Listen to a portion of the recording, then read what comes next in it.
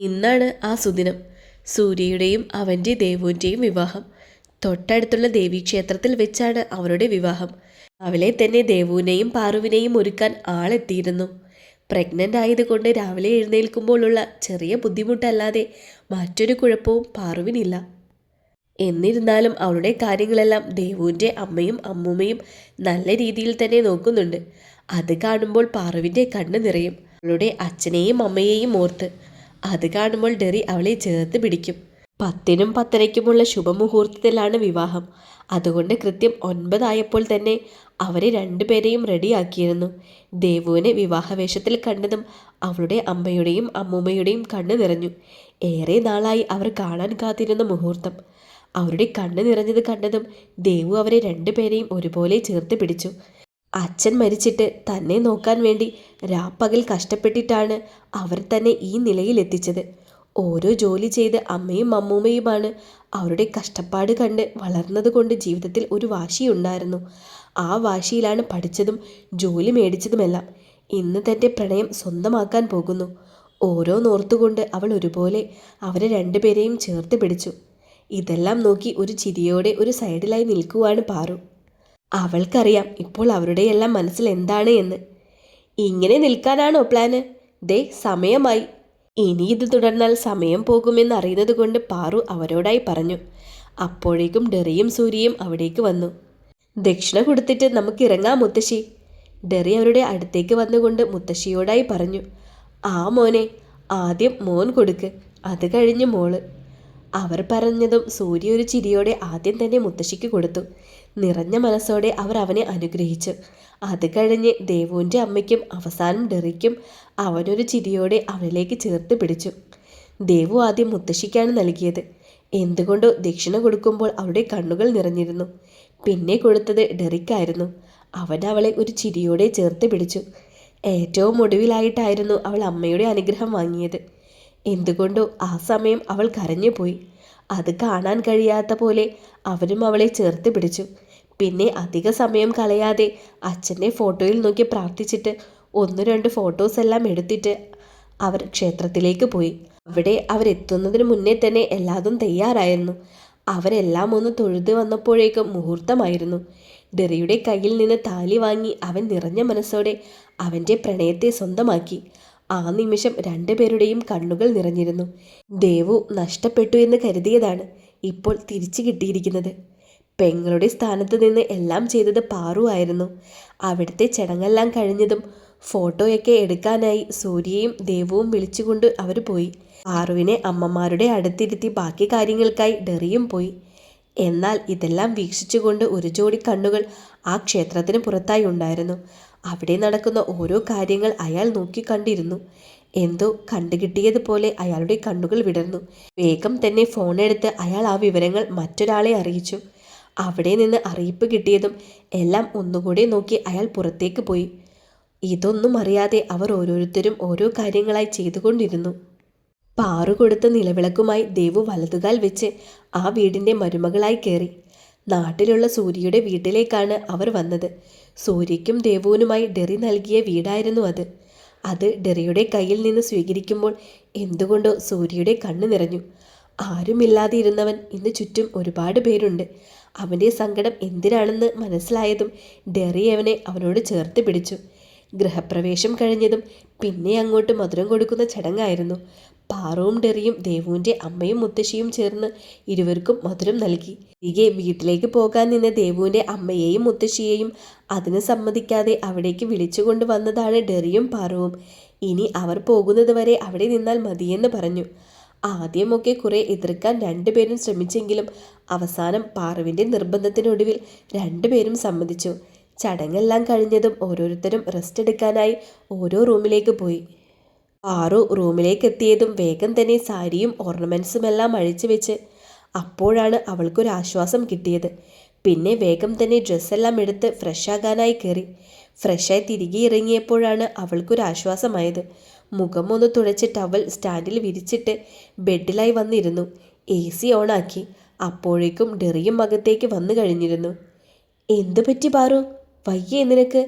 അകത്തേക്ക് വന്നുകൊണ്ട് ഷർട്ട് അഴിക്കുന്ന കൂട്ടത്തിൽ അവൻ പാറുവിനോടായി ചോദിച്ചു. ഒന്നുമില്ല ഇച്ചായ, അത്രയും നേരം പുറത്തു നിന്നതിൻ്റെയൊക്കെയാണ്. നല്ല ചൂടല്ലേ.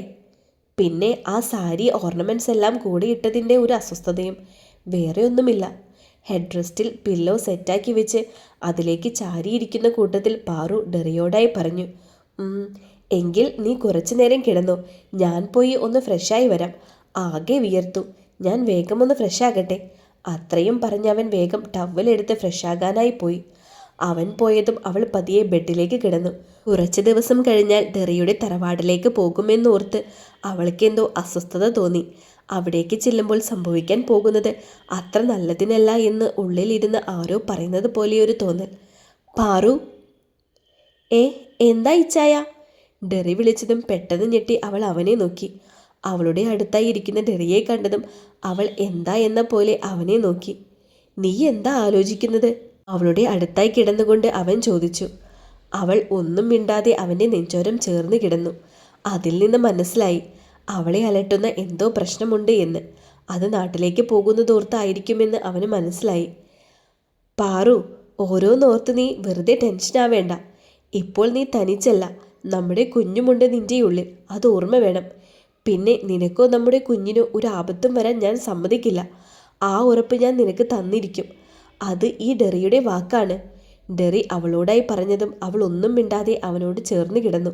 കാരണം ഇത്രയും നേരം മനസ്സിൽ അലട്ടിക്കൊണ്ടിരുന്ന വിഷമം അവൻ്റെ വാക്കുകളിൽ ഇല്ലാതായത് അവൾ ഓർത്തു. പിന്നെ അധികം സംസാരത്തിന് ഇട കൊടുക്കാതെ രണ്ടുപേരും ആ കിടപ്പിൽ തന്നെ മയങ്ങിപ്പോയി.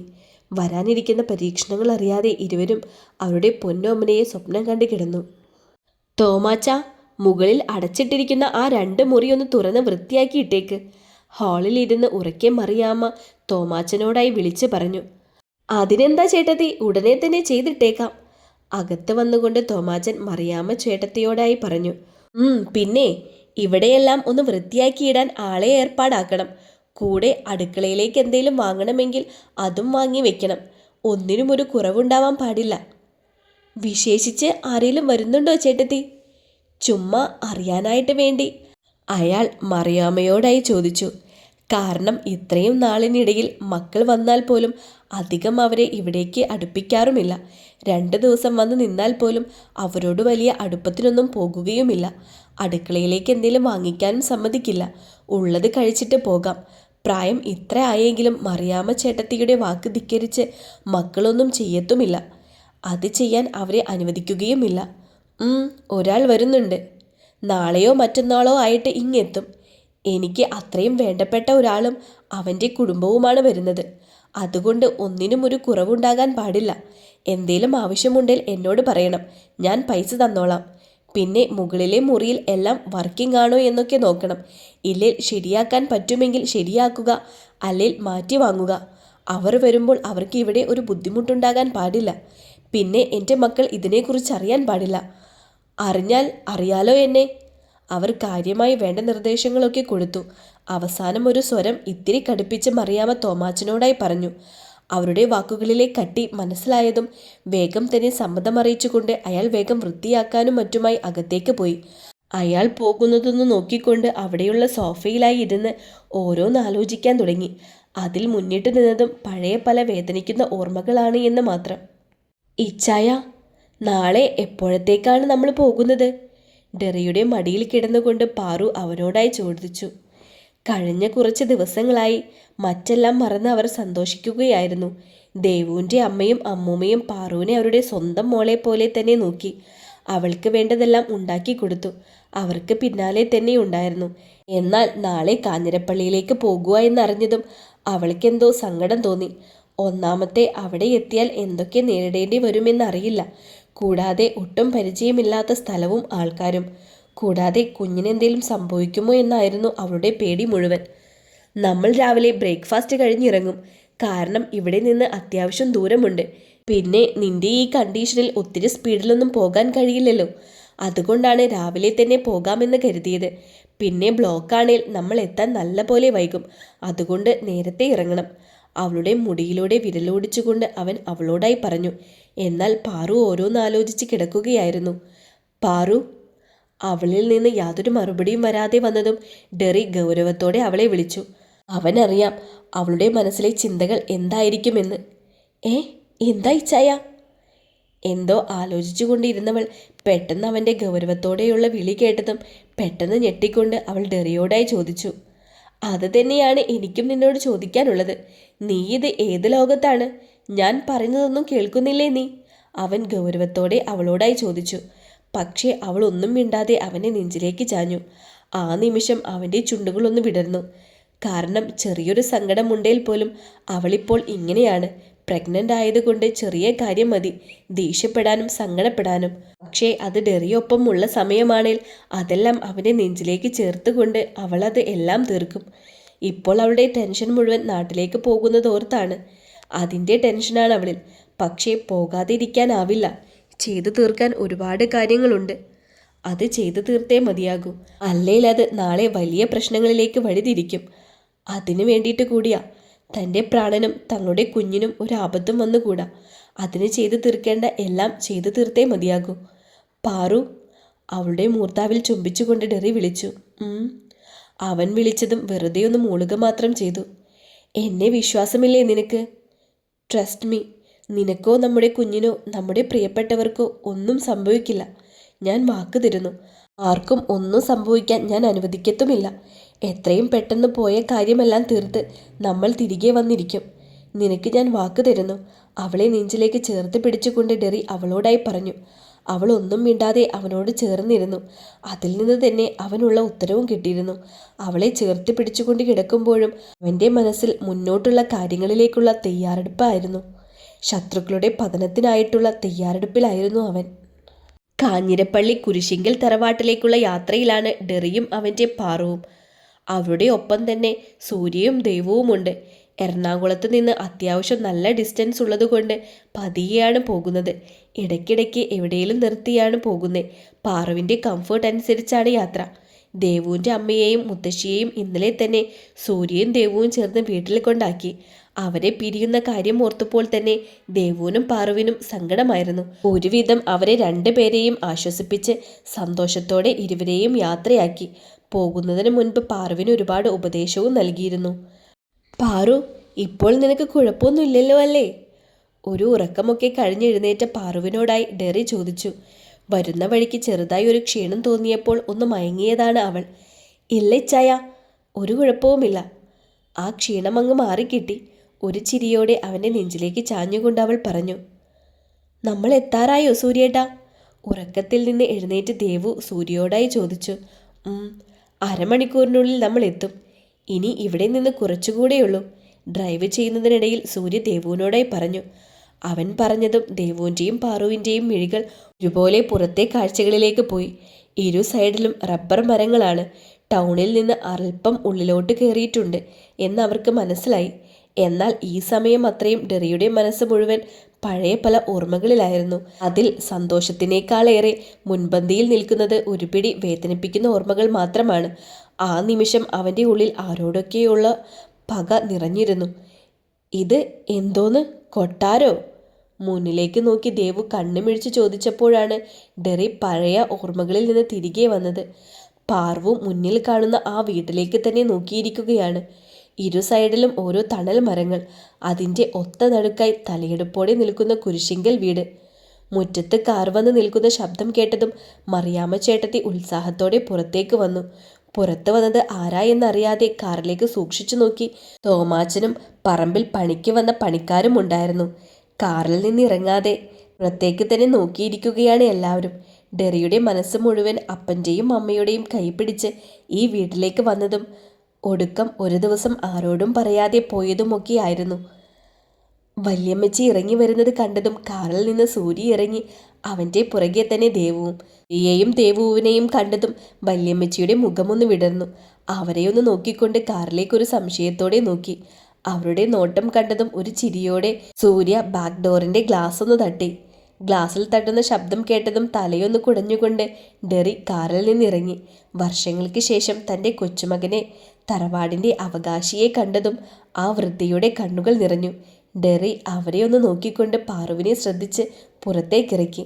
പാറു കാറിൽ നിന്നിറങ്ങിയതും ഡെറി അവളെ കൂട്ടി മുന്നിലേക്ക് നടന്നു. അവളെ കണ്ടതും മറിയാമ്മ ഒരു ചിരിയോടെ അവരുടെ അടുത്തേക്ക് വന്ന് പാറുവിനെയും ദേവുവിനെയും ഒരുപോലെ ചേർത്ത് പിടിച്ചു. സന്തോഷമായി എനിക്ക്. എൻ്റെ മക്കളെ ഒന്ന് കാണാൻ കഴിഞ്ഞല്ലോ. അവരെ രണ്ടുപേരെയും ചേർത്ത് പിടിച്ചുകൊണ്ട് മറിയാമ്മ ഒരു ചിരിയോടെ പറഞ്ഞു. ഇരുവരും ഒരു ചിരിയോടെ അതെല്ലാം കേട്ടുകൊണ്ട് നിന്നു. സംസാരം കേട്ടാൽ തോന്നും കർത്താവിൻ്റെ അടുത്തേക്ക് പോകാനുള്ള വിസ വന്നു എന്ന്. അവർ പറഞ്ഞു നിർത്തിയതും സൂര്യ അവരെ നോക്കി കുറുമ്പോടെ പറഞ്ഞു, പോടാ ചെറുക്ക, അങ്ങനെയൊന്നും ഈ മറിയാമ്മ കർത്താവിൻ്റെ അടുത്തേക്ക് പോകില്ല. നിനക്കൊക്കെ ഉള്ളത് ഞാൻ തരുന്നുണ്ട്, അകത്തേക്ക് വാ കേട്ടോ. എൻ്റെ മക്കള് വാ. തോമാച്ച, പിള്ളേരുടെ സാധനമെല്ലാം മുകളിലത്തെ മുറിയിലേക്ക് വെച്ചേക്ക്. സൂര്യയോടും ഡെറിയോടും പറഞ്ഞുകൊണ്ട് അവർ ദേവുവിനെയും പാറുവിനെയും കൂട്ടി അകത്തേക്ക് പോയി. അകത്തേക്ക് പോകുന്ന കൂട്ടത്തിൽ തോമാച്ചനോട് പറയാനും മറന്നില്ല. അവർ പോകുന്നത് നോക്കി പാറു ചിരിയോടെ സൂര്യ അകത്തേക്ക് കയറി ചുറ്റുപാടും ഒന്ന് നോക്കിക്കൊണ്ട് ഡെറിയും.